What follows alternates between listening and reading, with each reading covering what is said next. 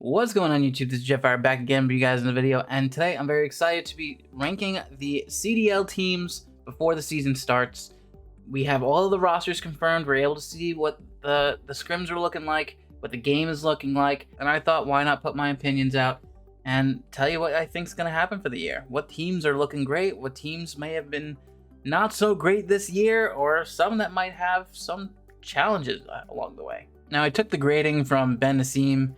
If you don't know who that is, I'm going to link his channel below. He is awesome. I love listening to him and what he has to say about the game and all the teams. I think him and I think very similarly in a lot of things. So I did take the grading system: Sunday regulars, potential contenders, work to do, and missing pieces. Because they're all here for a reason, but some teams may have not have gotten the best roster mania period going into this game. So starting off, I want to kind of just do a random. I don't really... I don't have a... Who's first? Okay, so...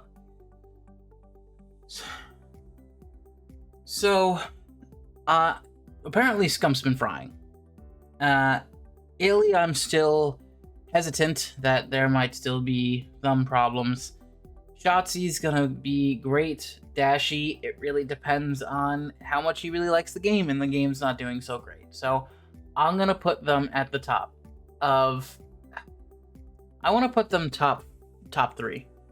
I don't want to say Sunday. I guess I could say Sunday regular because I can be top three. So I'm going to put them up there, but I'll be able to change it around a little bit later on, right? But I'm glad that Scump stayed together. I'm glad that Scump is doing well this game. I really hope that they fix these issues for the games and it's a solid season.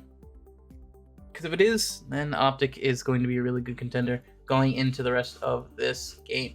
Going to the next is probably going to be your Boston Breach. So, with Boston, unfortunately, I think they should have made more changes. Now, the team consists of Methods, TJ Haley, Awakening, and Vivid. I'm sorry, not TJ. Nero. So they kept basically 3 of the 4 people on their roster and just put Awakening on. And honestly, I don't know if it's going to be enough. I like Methods. I don't think he's as bad as a lot of people say.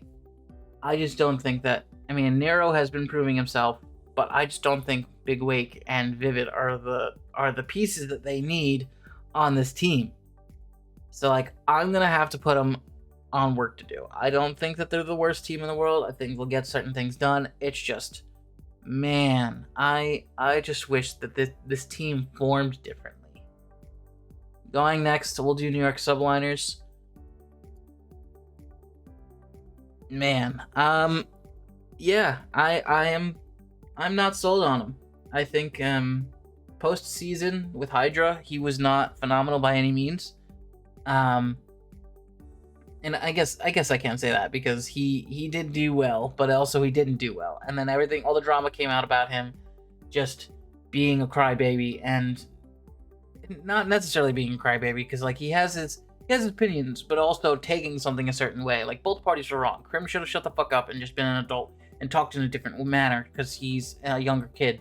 But this younger kid can't just hide behind a shield the whole time. He needs to fucking nut up and take things and understand criticism. So the New York Subliners are Hydra, Skies, Priesta, and Kismet. And I like Kismet. I've always liked Kismet. I've always liked Skies. Skies specifically has actually been doing really well as of late. And I'm glad that he got off the Florida team. Priesta is the exact opposite. Priesta was having such a hard time this last game. And maybe it's because he wasn't fast enough, but I think Priesta is a B player, and there are other B players you could have used that may have helped this team a lot more to be a little bit more aggressive and just slay heavy, as opposed to Priesta, who I think is going to be in the hill a lot of the time. So I like the team. I just don't think... I think that Paco, it has a lot of weight on his shoulders, and depending on how this first major goes, he's either gonna just break down and just not try hard, or they're gonna do pretty well. But I also don't think that they're gonna win a tournament this year. I don't. I think that they still have a few pieces that could be kind of tuned up. I and I hate to say it because I like 3 of the 4 players on that team. I'm not too sure that Kismet wants to play with Hydra, but at the same time, I'm like, would you rather play with Hydra or would you rather play on like a worse team? I get it. But right now I'm just gonna put New York Subliners at missing pieces. I'm from New York. I want my New York team to do well, but damn it all, I can't justify it. So going on to the next team, I'm gonna pick LAG. Okay, so I'm putting LAG right there at missing pieces. And unless they can tell me otherwise and show me and prove to me that they can get to a Sunday and they can win an event, that I don't see it. And it's only because there's 2 things. I think that keeping Huke, Neptune, and goodness, what's that last kid's name? Wow, that's really bad. That should Spart. You know, I don't think those 3 were a good core. And like, you removed Slasher and you brought in Arcides. Arcides got the bag, and I like Arcides. Arcides gonna be a solid player in wherever he plays. But like, man, I would have got Arcides, cap Hook, get rid of Spark, get rid of Neptune, and get 2 other subs. Or flex sub, right? And it's just like, dude, Spart was not good post the Volk being banned, right? And I hate to say that it was a fluke because that game allowed you, any team, to be able to win on any day. But man, I don't like how this team formed. And the fact that the 3 of them were like, yeah, we're just gonna all stay here. And I think Spart got signed for a 3-year. And I hope they prove me wrong. I really do, but I don't see this team doing great. I don't. And it sucks because I love Arcides. He's one of my favorite pro players. And hopefully they'll turn around. I really do. But right now, just looking at the team on paper and looking at like what they could have probably done, I just have to put them at missing pieces. And if we're just going down the line now, I'm going to look at your Seattle Surge. I'm going to put them at potential contenders. I liked this team last year. Lamar, Accuracy, Mac, Pred, and Sib. I loved Pred. There's a lot of stuff going around saying that Sib could potentially go to Optic when Scump leaves. Not Sib, Pred. Sib was super annoying back in NW 2019 and has grown a lot. And I give him a lot of kudos for that. So I really like this team. The game suits Accuracy a lot, so I understand why they didn't upgrade in their AR department. I think they could have gotten rid of Mac. I hate to say it, Mac, and I like you as a player, but you didn't. He wasn't a star player, but it's hard to say that everyone has to be a star player to be on a team, but I just think there are other puzzle pieces that you could have chosen for that team. You know, if you're not getting rid of your AR, get rid of Mac, one of your subs, and get a better sub. Either way, I still think that they're a great team. Just by having the Sib and Pred duo, and then having Lamar with the AR meta that it's on right now, they're going to do well. I genuinely think that throughout the year, they're going to be a contender for any team that they fight. Going to Atlanta FaZe, I'm going to put them as the best team right now. And I'm an Optic fan, but I've never been more interested in the Atlanta FaZe than I am now. I've very much not liked Celium. I just don't. It's hard to put into words just the player that he is. You know, I understand that they're kind of really in their own camp. They don't talk to other people. And it's always been like these younger generation people kind of playing together. Now we're putting Slasher in, and which, by the way, is super funny that he's getting this shot. And I love Slasher, so he better goddamn perform. I want him to perform so bad, because it's such a cool thought that he gets to play with the Tiny Terrors. And then, out of any other Pokemon, any other player for them to have as their fourth, to have Celium? Celium's a cracked player. As much as I dislike him, I can't say that he's not a good player. He's one of the best players there are. So it'll be interesting to see how this plays out. Slasher's very like commander, let's go. And I think they needed that. I think they need more of a vocal leader. Unfortunately, I will say that a lot of Varsity's problems seemed from last year is that Celium was getting a little overzealous with taking the AR role from Alec. And I'm afraid that they might do that. Celium might do that again, because Celium definitely, there's no way Celium doesn't have an ego at this point where he knows that he's that good, that he knows that he can pick up any gun, any role, and pretty much do it. And unfortunately, I need him to stay in his lane. Because if he stays in his lane, does the job that he needs to do, let everyone do what they need to do, each of their different roles, then this team's going to be really, really good. And I can't wait to see them actually play. Going on to next, let's talk about the rocker.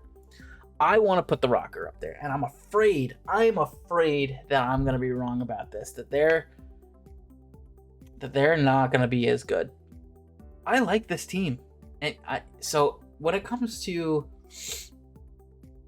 mix and matching, and I love that they're able to do that now. I love being able to see Attach from the NA play with Afro, play with Bance, play with Cammy, right? I've always thought, and you've seen it, that the EU players play a different way than what the NA players play, because the majority you're playing against other EU players, and you were playing against majority NA players, and it was always cool during events seeing how the EU players just played hardpoint differently, how they played different strats differently. And obviously, as we've grown into the CDL, that it's mixed and matched to having certain NA players play with EU players. And case in point is Ultra. You had Methods, who no longer was there, and then you had Kleenex playing with a full studded roster of like Europeans. And if you remember in Black Ops 4, that Toronto Ultra was absolutely phenomenal at control. No one could touch them. They were amazing, just better than everyone. They were just, what were they doing different than everyone else? I really do think it was just the way that how certain Europeans play it, and I love it. And it's interesting that this is flipped, where we have, and it's interesting because we're doing this again. And I like Attach. Attach has been a great player for these past few years. And I'm happy to see him on a better team than what he was last year. Afro's a good player. He's a good sub. Bance, I like Bance. He's a little, he's kind of a B player, but he's still a good player. And then you have Cammy. He's a great player. They're all great players that are playing together. And I think Attach is just going to have to learn kind of what those three are doing and kind of work around that a lot more than what he would if he was on an all NA team. So I'm very excited to see how this team goes, and I'm very I'm scared that they're not gonna do well, that they're just like not gonna be able to like keep up with everyone else. But no way, like this is a good team. I like seeing this team. Los Angeles Thieves, I don't want to say anything bad about them, because I love the ownership. I love the players on the team, minus Draza. Like Octane, Envoy, and Kenny are all superstars. Great players. Draza has a little bit of an ego. Let him have an ego. He won a world champ. Cool. I don't think it's gonna be as easy as it was last year. And I'm not saying it was easy for them last year, because they barely did anything last year. They had the last event of the year, and then they had champs. And that was a good upward trend for them. But thank God that they got to that point. It seemed like it was like a ramp up, and it was a really slow ramp up for them. They didn't do a roster change, which I understand that they're the world champs, that they're going to go into the new game. I don't think that they're going to do that well. I don't want to say that they're worse than these two. I would say that LA's right now. I would say that LA is better than Surge and Rocker. I would say that. Yeah. And I hope that they can do well. I love the 100 Thieves brand. I want Octane to succeed, I just don't know if they're gonna be able to pull it off. I thought that the team, based off of, if these two events had not gone the way that they did, this team would not be a team.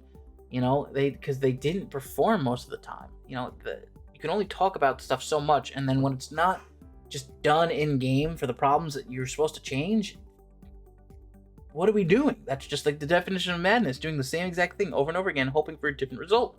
And I get it. It was Vanguard. Vanguard is a very hard game to, obviously recency bias to justify saying, okay, if he was good in this game, he's going to be shitty in this game, because Vanguard was such a complete 180 from what this game is.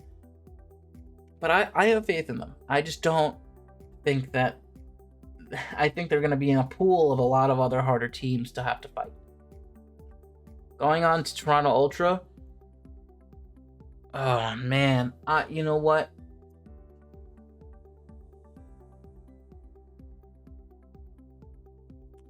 I don't think they are.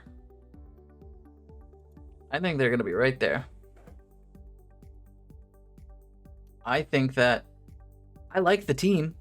I think it's going to be awesome seeing Scrappy. Scrappy is going to be the guy that everyone has their eyes on, to see him talk shit. And like, this is where, this is it for him, because he's been talking all this shit and now he's in the league. He's got a good team behind him. He's, what is it? Kleenex, Insight, Scrappy, Standy. I like Standy. He didn't do so well in Vanguard that he did Cold War. So I'm glad that he got into another team like this. Standy and Scrappy are a good duo. I really like Kleenex and I really like Insight. Again, I liked that whole Toronto Ultra team last year. The last few years, I liked them a lot. So I'm very interested to see how they do with these new young guns. And it's again, you're switching it up where you have 3 Americans, and then you have 1 European in Insight. So Insight was an absolute boss. So it'll be cool to see how they play. And so right now, I can totally see them beating Gorillas, New York, Boston, Rocker. I can see them being better than Rocker. And Seattle Surge in LA, and you know what? Because it's Pred. Until I see Scrappy really play on this team and play through all of the teams, I think that this is fair. I think putting them where they are in potential contenders, perfect. Florida Mutineers, man. Brack, Havoc, Major Maniac, and Vickle. Boy, oh boy. Why is it every year there's always just a scrappy bunch of players that are just like, okay, here we go. This is the remaining bunch. Here, let's just put them on a team. And it's cool that Brack is getting something. It's cool that Brack has time on a team again. Havoc, I don't know how he just goes back to Mutineers. I like Havoc. I've always liked Havoc. The other two, I just don't get, man. I mean, Major Maniac was not doing well last year. I get it. It's a different game. But, man. And if you had to think about it, Major Maniac and Priesta were part of the original 5v5 for the FaZe team. And I would have taken Major Maniac over Priesta any day. Any day. Vickle, I think he was on Scrappy's team at the time for Toronto Ultra Academy. I'm actually going to double check that. But either way, the team does not look like it's a team. It really doesn't. It looks like just a thrown together misfit of people. Yeah, it was the Toronto Ultra. Yeah. It just looks like a misfit group of people who are going to, kind of like Boston, kind of run around and do their thing. You know what? I think this is right. I was gonna put LAG up here, but I don't think it. I don't think that they'll be able to beat Boston. I think Boston will beat them because I think that this game punishes you really hard if you're not doing things the right way. And I'm afraid that Neptune and Spart are just gonna keep running around the map like just headless chickens, and it's gonna hurt them more. It's gonna help them. Legion. Let's go. I'm gonna put Legion up there. I'm hoping for it. I love Clayster. Temp is pissing me the fuck off. Prolute is annoying, and Temp's doing well. I mean, TJ Haley. You know what? Just from talking about it out loud, I'm putting him down here. Oh my goodness. But they're good. I'm gonna put him right there. I think that's fair. And it's crazy to think that Paris Legion or Vegas Legion is there. Again, I like Clayster. Apparently they're just beating everyone right now, and it's very much like a glass cannon kind of thing. Because I see these clips of Temp, and he's just back on his bullshit, and I don't like that. Temp has had so many times on a good team to show himself. And I think that my favorite team that Temp's ever been on was Black Ops 4 when he was on Splice. And that was such a good team, and he was such a good player. And he needs to stop, smoking. He needs to stop, bullshitting and focus the fuck up, man. You don't have a chip yet. Well, I think you do. I think you won the New York Subliner chip. But other than that, man, you really don't have much to fucking say, to stand on. And and having someone like Clayster on your team, I want Clayster to do well. Prolute, I think people are quickly realizing that Prolute's and I mean this the nicest way, because no qualms against Prolute, and he's like a slower version of Illy. And by that I mean he's just not as good, right? Not as good hardware, not as good performance. And I've seen times in maps that he's just not performing. When he's not performing, he's not performing. Not like Doug performing. And it doesn't make sense. How can this guy just get blown out?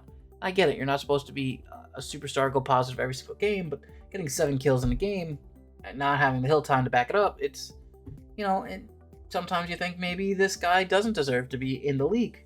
He got 1 shot from Optic and not a great shot. He didn't do that well. He did well in the beginning, and then he started playing normal and not doing what we need him to do, and it just wasn't a good showing. So it's interesting. Well, this is a kind of a make or break for him. TJ was on the incline when it came to Vanguard last year, so I'm hoping that he's just going to keep on going. But TJ reminds me a lot of the kind of player that is okay with just getting 4th. He's okay with just riding a salary. As long as he has a salary, and he doesn't care about winning. And I really hope that mentality is through the window with him. So I'm going to put them at top 4 for now. But this could easily, very quickly change to not that. And then finally, and most unfortunately, we have London Royal Ravens. And it sucks because London Royal Ravens, I feel again, got the short end of the stick. They probably tried to get Afro. They probably tried to get a lot of other European players and just couldn't. And so they're left with Zero and Nasty. And I like Zero. Nasty wasn't nasty. He wasn't, he was alright. Nothing crazy. Nothing star-studded player, kind of.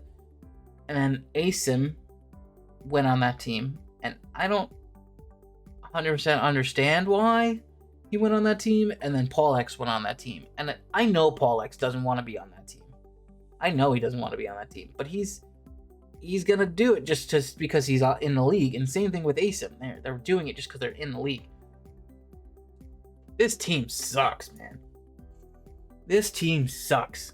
I'm not convinced that this team can do anything. And I hear that London Royal Ravens is the worst team, which I like Asim. I like Zero. I like Paul X. It stinks to see that they're just doing not well. But this is, I think, looking at this makes a lot of sense for me. That FaZe and Optic are going to be the top teams.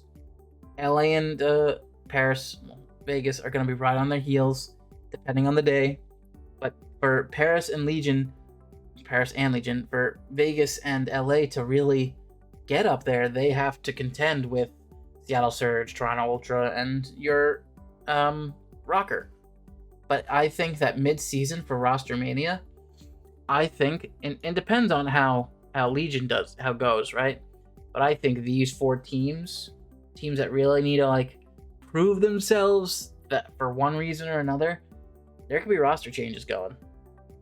And if that were to happen, and it's crazy to think, right? If you look at each team, right? So you could look at New York Subliners, they have Hydra Skies, and maybe even Kismet's, right? So they have 3 looking for 1, right? You look at LA, yeah, gorillas, and you have Arcides and Hooks. You have 2 looking for 2, and then you have mutineers. Which would I keep any of them? I'd probably. I mean, I guess it depends on what's going on, but I'd probably keep Major Maniac and Brack.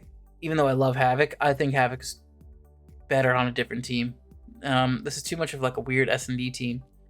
But I would probably keep Brack and Major Maniac, and then this I would probably keep Aeson, and that's it. Maybe Trey, but probably not. I'm not trying to build around Trey anymore. So, but the roster mania would be really cool to see that. And even if they got rid of Vivid maybe from Boston, and maybe they picked up someone, but Vivid's a really good teammate. He's it's hard to say that he's a bad teammate. He's a good player. But I just think they need someone more aggressive on that team. And maybe Big Wake is going to be that guy. Who knows? But we'll see what happens. All right, if you guys did enjoy this video and you agree with me or you disagree with me, please comment down below. Tell me what you think. I'm very excited for the season, and I can't wait to see the games go. And funny enough, I'm going to be at a wedding the week of the start of the season. So you know what I'm going to be doing? Not attending that wedding and just be on my phone the whole time just watching. So with that, this is Jetfire signing out. I appreciate all you guys. Have a good one.